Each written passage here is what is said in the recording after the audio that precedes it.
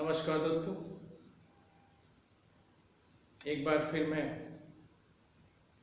आप सबका स्वागत करता हूं। अपने प्रीवियस लेक्चर में मैंने पोइट्री के डेफिनेशंस को डिस्कस किया था। आज हम पोइट्री के फॉर्म लिरिक के बारे में कुछ डिस्कस करने जा रहे हैं और ऐसे ही हम वन आफ्टर अनदर सभी फॉर्म ऑफ लिटरेचर के बारे में डिस्कस करेंगे और आपको कंक्रीट आइडियाज़ और कॉम्प्रिहेंसिव इंफॉर्मेशंस देते रहेंगे लिटरेचर के बारे में। लेकिन उसके पहले हम आप सबसे कह रहे हैं कि सब्सक्राइब करना ना भूलें और जो आइकॉन बेल्स की बनी है just touch that so that you may not miss even a single video uploads done by myself. So be regular, keep on watching the videos uploaded by me, and I assure you even the brief lectures upon any part of literature will definitely bring about to you some very interesting features and some such feature that must be remembered by all the aspirants for competitions. So just get ready for that. तो जैसा कि हमने कहा, आज हम lyric के बारे में बात करते हैं। लिरिक का literal meaning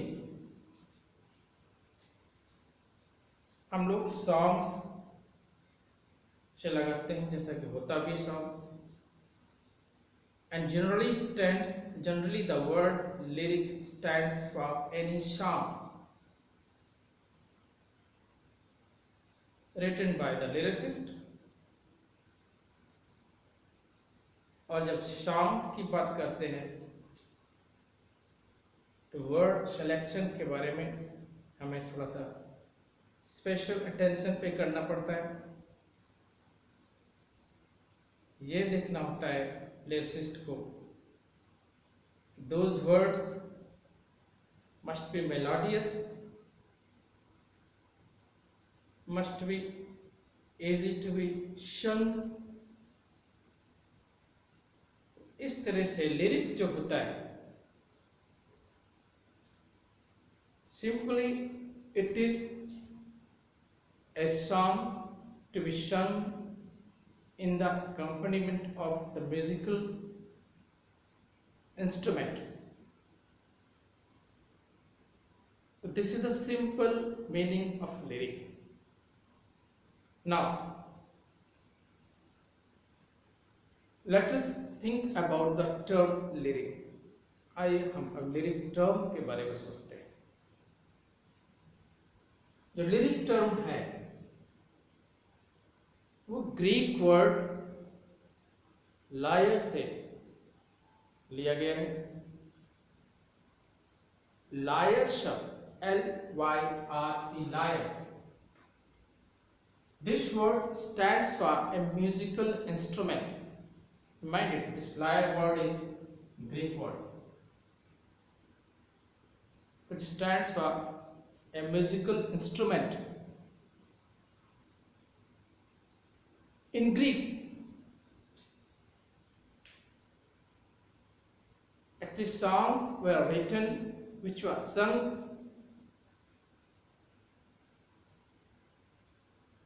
along with the musical instrument lyre. I know it was also called at that time Melic song, Melic poetry, and the word Melic stands for song. Melic, MELIC, Melic.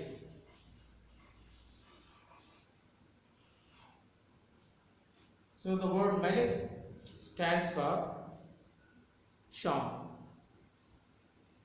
इसलिए इसे malic poetry भी कहा गया है।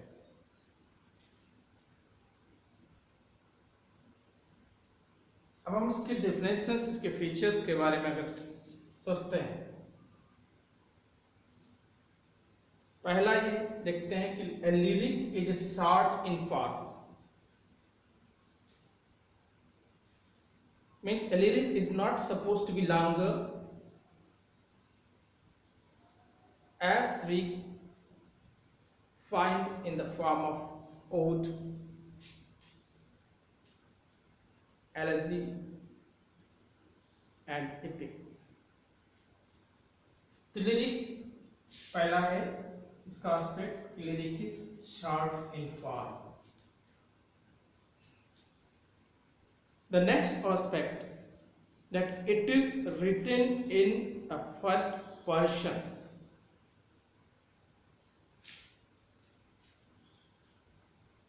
It means that it is a subjective poetry,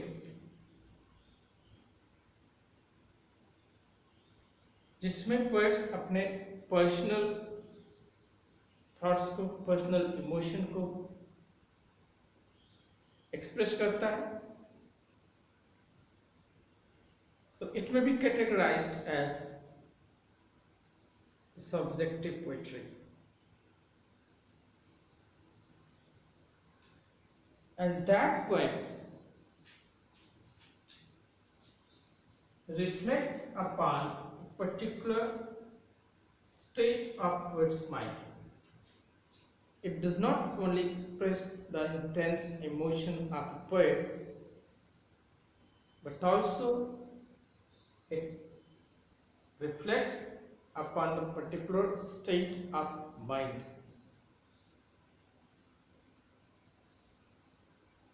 ये कवि की एक खास मन अवस्था को व्यक्त करता है, उसके तीव्र भाव को ही नहीं.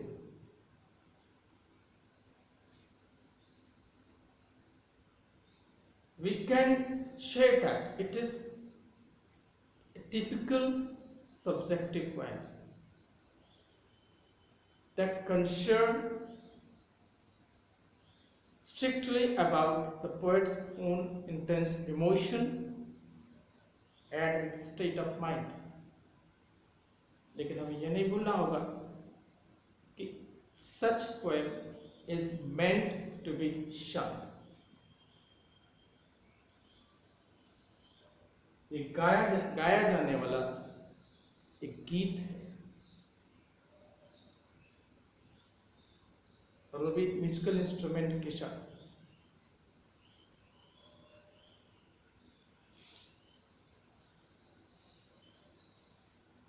So we may say that a poet just begin with a simple introduction of his personal thought while writing the lyrics. In the middle, it just elaborates it a little more, and then in the third part of the lyric we find the ending of that emotion, ending of that description, and that may be called the peak state of the poet's mind also. लेकिन एक बार हम फिर से clear कर देते हैं, lyric जो कि एक म्यूजिकल इंस्ट्रूमेंट है, स्ट्रिंग्ड इंस्ट्रूमेंट एंशिएंट ग्रीक में. It is very much similar to the harp, which is in rectangular shape, stringed. तो जब क्वालिटी की हम बात करते हैं इसकी, the brevity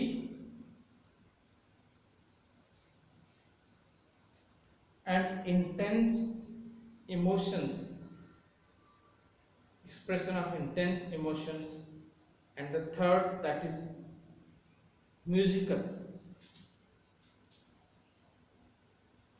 So this is the main feature of lyric poetry.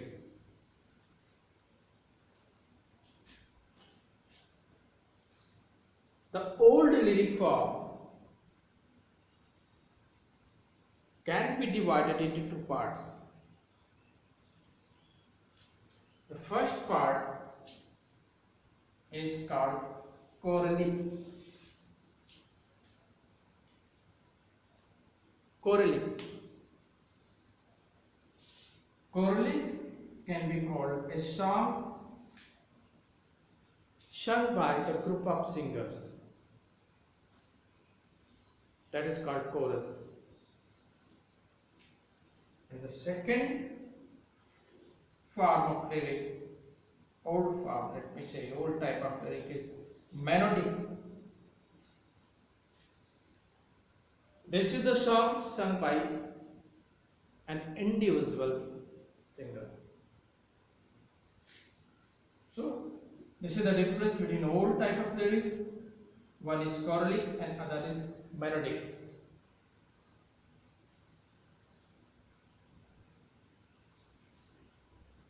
Lyric के जो फीचर्स हैं,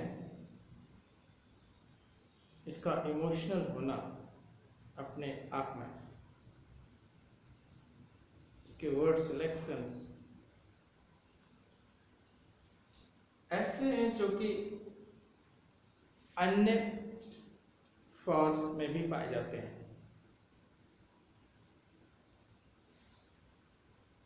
Especially we find the aspect of lyric, or in another word we may say the lyrical aspects, even in ode, sonnet and elegy.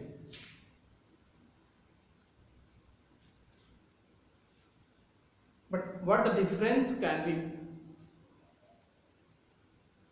bring out, what the difference can be drawn between ode, sonnet, elegy and other? In a sentence we may say that lyric is shorter than any other of these three forms, ode, sonnet and elegy. Actually, no form of poetry is without the aspect of literature, without the aspect of lyric. So lyrical features are always there, whether it is ballad, elegy, sonnet or ode. Since sonnet is also the form of lyrical poem, so it can be interpreted that in British literature, lyric was introduced by none other than Watt and Surrey through his sonnet. So the credit of introducing lyric goes to Watt and Surrey, as the introduction of any other form of poetry is to him.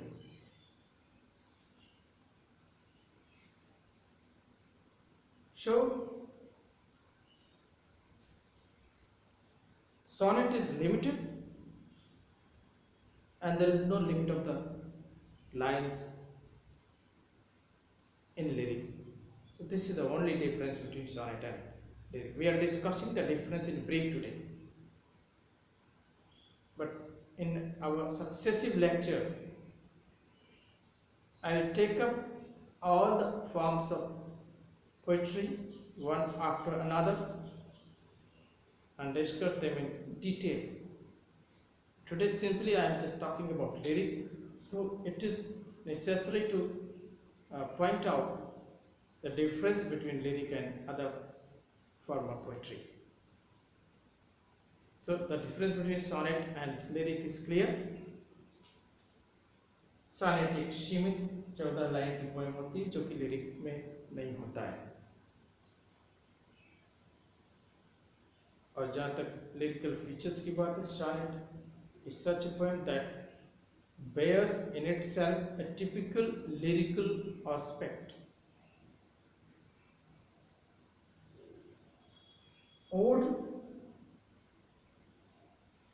is also highly emotional.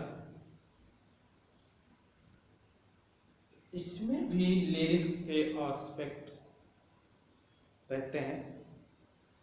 The only difference is ode is the longer poem. It is considered to have the feature of epic in itself. ये भी lyrical aspects और lyrical poem कही जाती है. Elegy is highly emotional. It is written on the absence of something or someone. In other words, it is called a death song also. इस तरह से इससे भी ये इनकार नहीं किया जा सकता कि elegy is also highly emotional show a lyrical poem it is.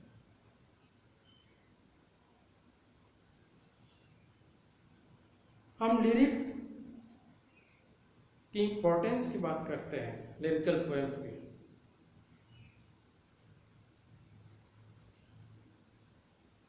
तो we find that lyric was taken to be the predominant form of literature in 16th century and 17th century, especially in 17th century. We find the emergence of the great sonneteer like William Shakespeare, Edmund Spenser, John Milton. We can't forget Sidney. So these were the main poets of 17th century who wrote lyrical poetry.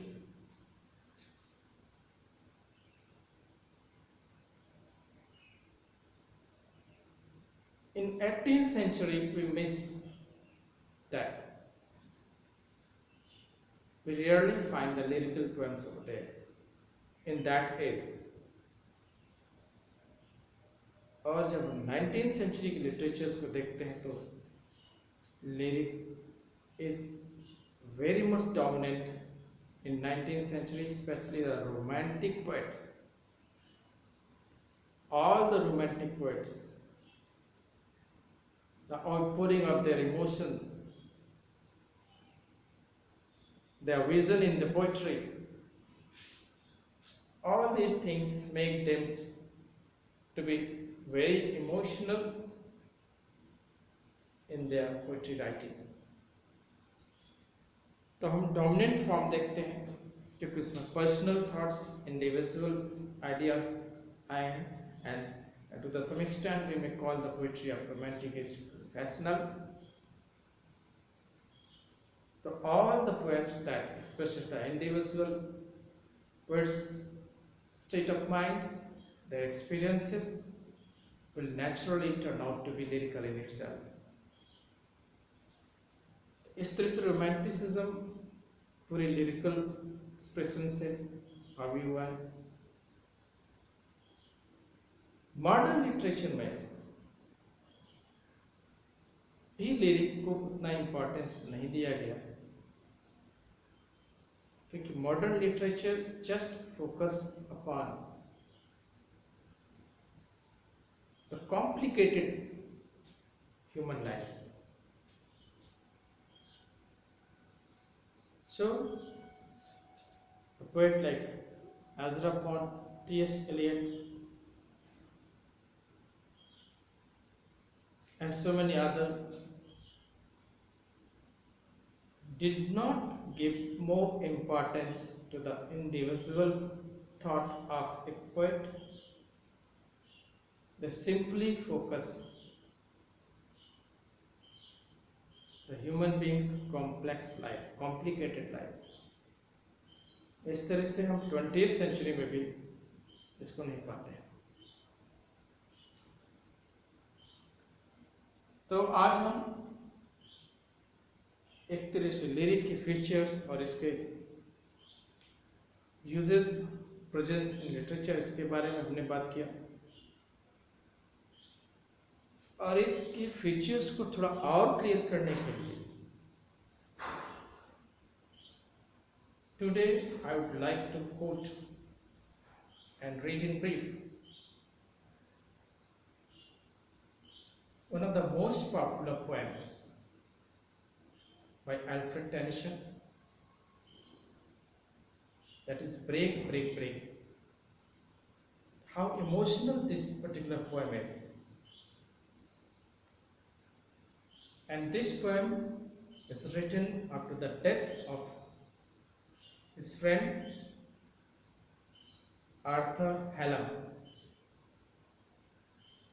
So let us just discuss that poem in brief. Now let me read the poem. Break, break, break on thy cold grey stones, O sea, and I would that my tongue could utter the thoughts that arise in me. Even the very first stanza of this poem reflects the longing of the poet, his inability of expression,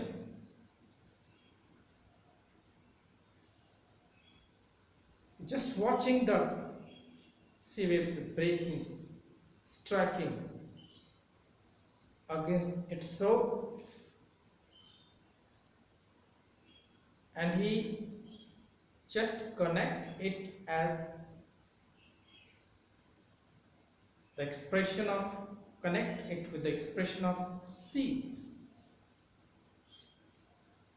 its thought. But see the longing of the poet, that would that my tongue could utter the thought that arises in me. Then in the very next stanza, he just find an innocent fisherman's boy in a very jubilant mood. He's shouting. He also finds a sailor lad who is also enjoying and singing while sitting on the boat. So how charming, how emotional, even this stanza, oh well for the fisherman's boy, that he shouts with his sisters at play.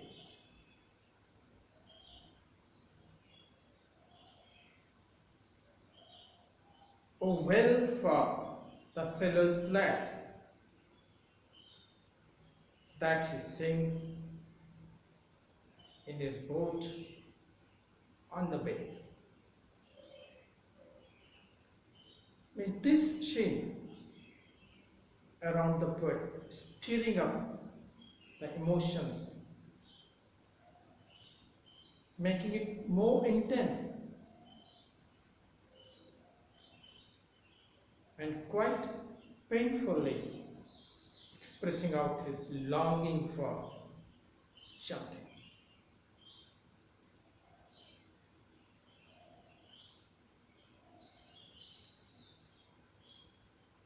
All the activities poet find around himself, and it's very normal. Everything is going on. But what he personally feels, inability to say something.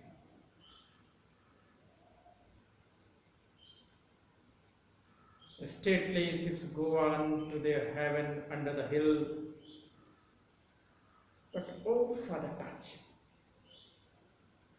of a vanished hand and the sound of a voice that is still. This is the pain, an intense pain of the poem. Nostalgic feeling of the poem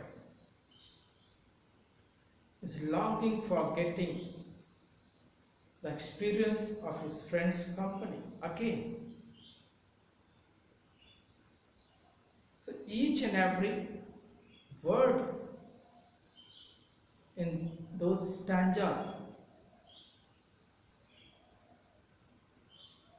are expressing the intensity of the poet's emotions.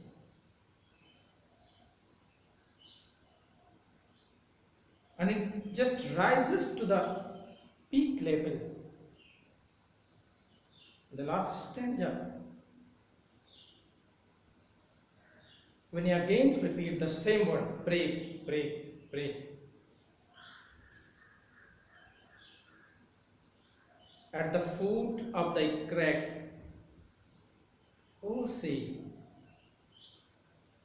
but the tender grace of a day that is dead will never come to me. This is the extremity of his pain.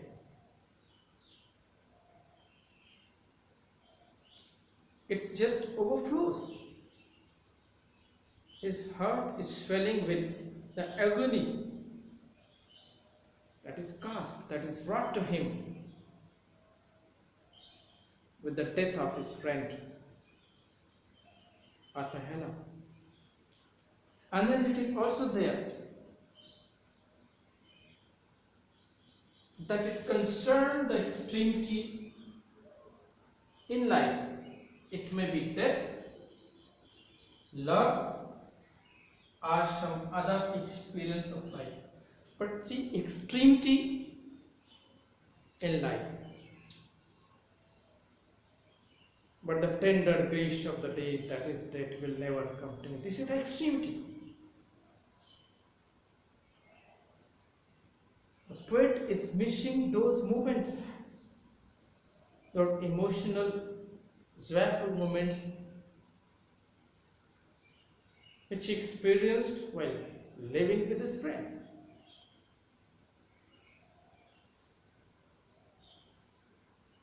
That grace of the day, tender grace of the day.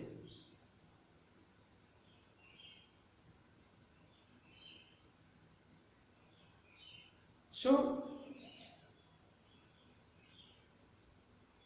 even literally we find that in the last stanza, the poet pours out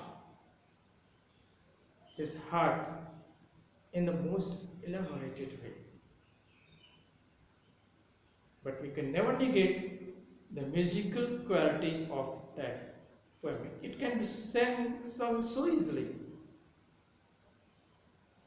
It can be put in a musical composition. So, the lyric is deliberately limited to a shorter form.